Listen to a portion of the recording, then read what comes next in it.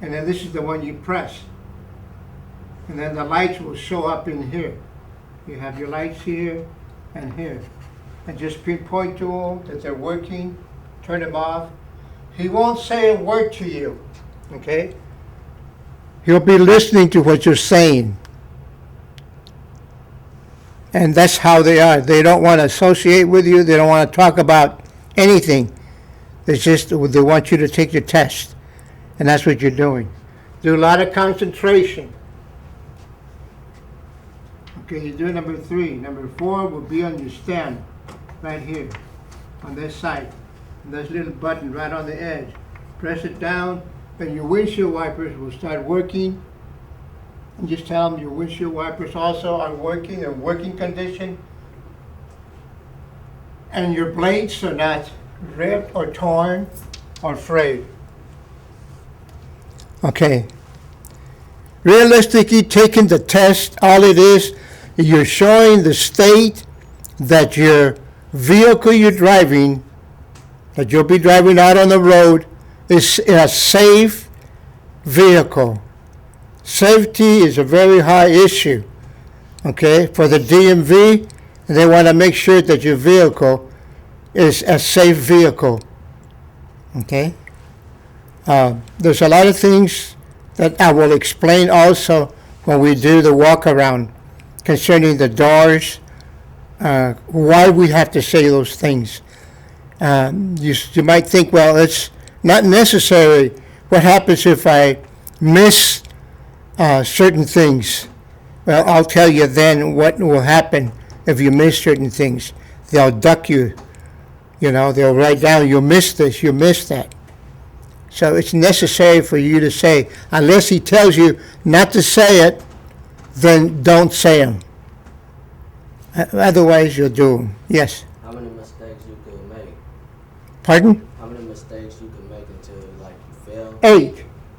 Yeah, you can only miss 8 to be able to pass. Anything over that, they'll fail you. See, that book that you have in front of you is pretty extensive in questions that you have to, in trying to memorize this. See, there's quite a bit to memorize in parts, but this is the reason why I broke it down in sections. See, and you might say, I know that you're going to say, and you already thought about it. Hey, this is too much to memorize, you know, and it's not.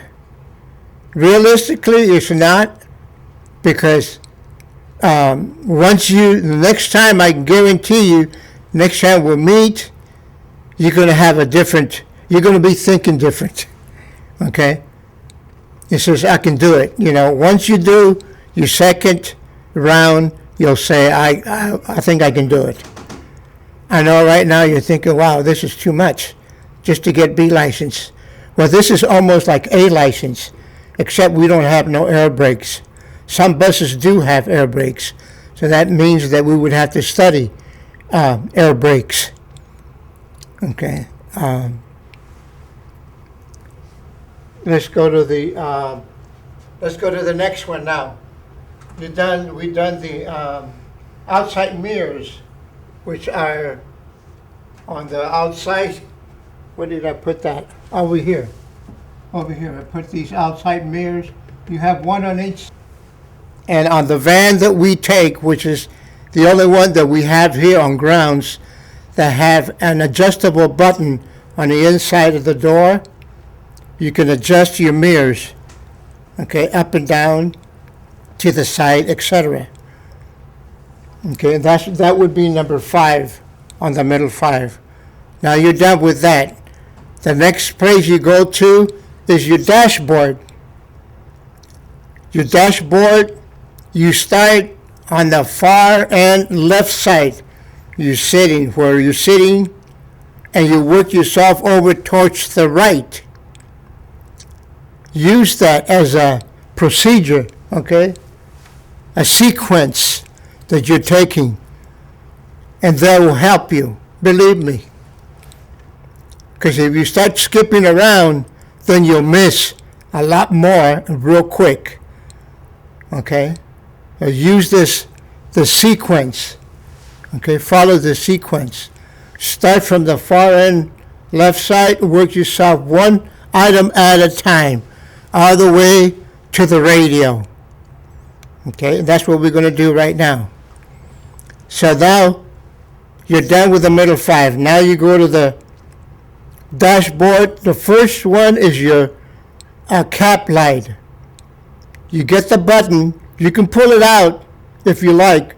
I'm pretty sure that the button, just by turning it to the left, turn the button to the left, the light button, turn it towards the left, and your cap light will go on.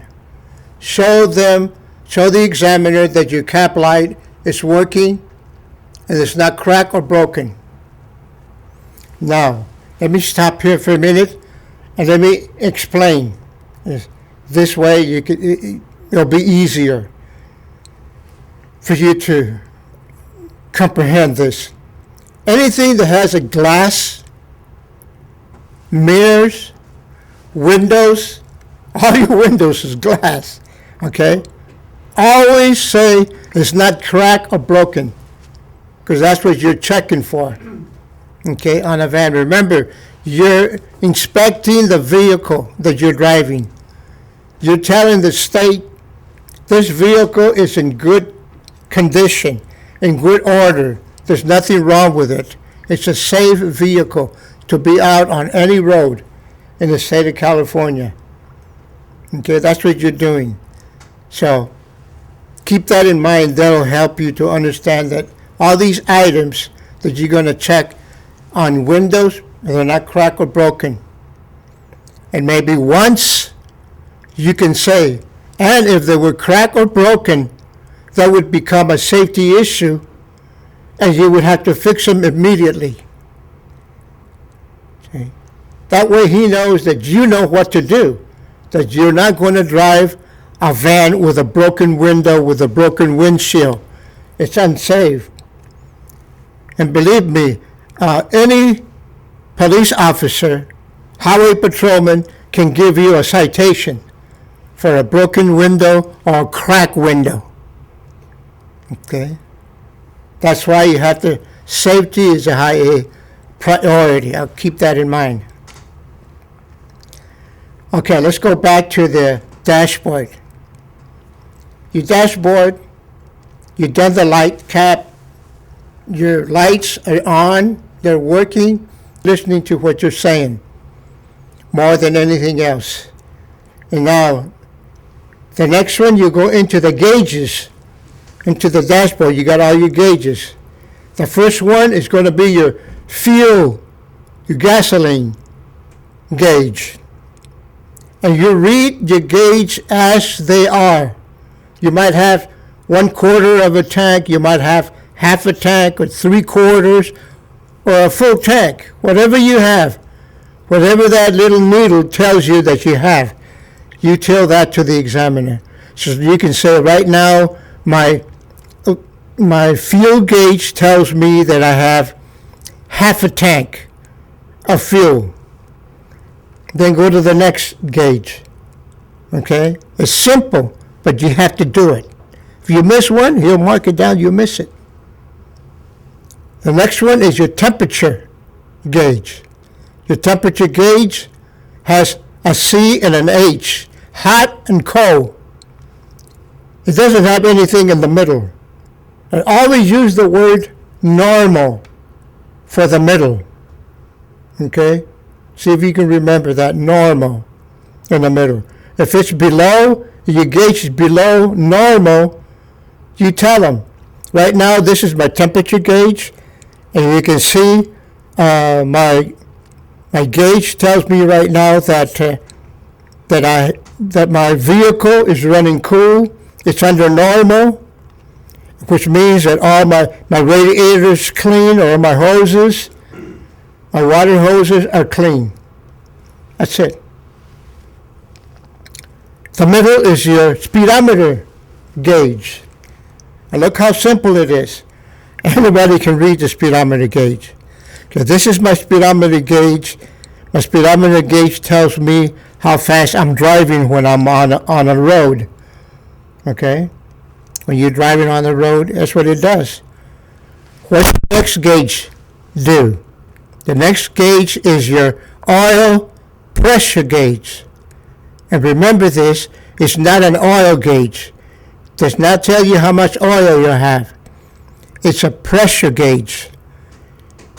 Okay, you have a pump in your oil pan, and that's where the pressure comes out and throws oil all over the engine. Okay, if your oil pressure pump clogs up, then your oil pressure will go down to L, to low. Okay? So you're reading it and you tell him, and of course our vans, always our needle goes up towards the H, above normal. And you read it, you'll say, okay, here is my oil pressure gauge. My oil pressure gauge is above normal, which means that I have good oil pressure. Okay? Your last one is your amp gauge, your amp meter gauge, or your battery gauge. If you forget to say amp meter gauge, you can say battery gauge. It has a real small little picture of a battery.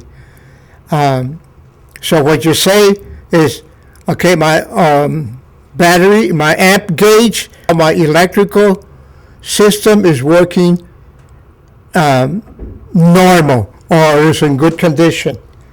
Okay? And of course your alternator will be working, and that's what regulates your amps that goes out of your that you need to be able to operate whatever juice you need from the battery. Okay, my battery, my amp gauge tells me that all my electrical system is functioning properly, and you're done with the gauges, and you continue towards the right. But before you go out of there, you have this. You have your gears right here. Your P, your R, your N, your D, your 2 and 1. And of course you have your stem here for your gears. And this is what you tell the examiner. Also, this vehicle has an automatic transmission, and of course your engine will be on. Remember that. All this time you leave it on. You put your gears. It'll be on park. Just say P is for park. Okay, and then next is R for reverse. And as you're doing that, put your foot on the brake and start moving your gears. Move them. Okay? N for neutral. D for drive. And then 2 and 1 are to bring my transmission into a lower gear, either when I'm going uphill on an upgrade that is steep, or going downhill on a long downgrade. I use that so I can have more control of my vehicle. So it'll help me not to use my brakes as much so they won't get heated up. There's the long downgrades of 10, 15, 20 miles downgrade, and as you go on those downgrades and you have a load, big rigs have, or you have your van full of students, you want to make sure that you bring it down to a 2 and have more control of your vehicle as you're going downgrade. Going upgrade also gives you more torque, more power to be able to get up, and more control of your vehicle. That's what's important, having control of your vehicle. Okay, now you get your gear, put it back into park, and continue. Then you go to the heater, and you go to the here. I think I draw the heater. Yeah, you have the heater, your AC, and your defroster. I even put numbers on it. I would turn it on. These are the buttons that you put it on. You have, this is for the back part of the van, to get them some either heat or AC in summertime, but this one is the one you're going to use for the cab. You turn it on full blast, straight up, okay? Turn it on full blast and then move these to AC. That'd be number one. AC, tell them, as you can see, my air conditioning is working, it's in working condition. Put your hands over the vents that throw out your air, and then just tell them that all your channels are clean, so he can feel that air coming out. Then get that button, turn it all the way. That'd be number one. Number two, all the way to defrost. They'll hear a pop, boom, that you hear from the defrost, and then the air will start coming out. Put your hands up in front of your window, of the windshield. Show him that there's air coming out. You know where the air should come out on the defroster by doing that. Okay. Then get this button, turn it back to, let's see, it's not off. The next one I believe is vent. It's to the left. To the left is vent, and then this button. Yeah. Hold on. This will be towards the vent. Yeah. Then the air will be hot when you turn it here. There's this other button that you have, red, blue, and red. Turn this button towards the red. They'll give you heat. Blue will give you air, cold air. And red will give you hot air. Okay. So that'd be number three. That'd be your heater. We'll be practicing that the next time we get together outside on grounds, hopefully. Okay. Now you're done with the dashboard. Now hold on, the radio. From here, turn it off. You can turn this off also. Then we'll go to the radio. The radio is right here. And just turn on the radio real quick. Let him show him that it's working. And turn it off. Hopefully we don't have that music that's on the vans all the time. But I would just want to you show him that it's in working condition, and tell him we use the radio to get weather and accident conditions where we're out on the road.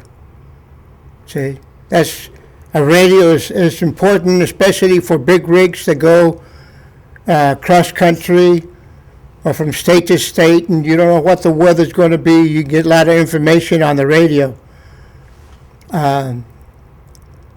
So since we don't do that, but we still have to say that the radio is used for those purposes, okay, for weather and traffic conditions.